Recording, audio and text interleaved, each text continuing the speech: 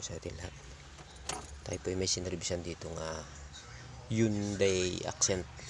Ayaw pong start kasi po ay nadurog po yung bushing dito sa shifting. Naiwan po siya sa pagkaka drive po.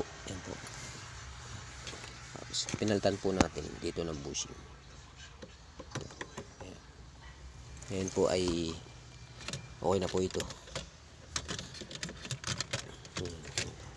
Lang na po itong ginawa dyan. Yan lamang po ta. Magandang umaga. Doon po sa mga kaka-experience po ng ganito. Pagka ganyan. Kalimitan po ay nadudurog yung plastic niyan dyan. Okay po. Ito po. Ito po. Apakan mo pa rin ulit.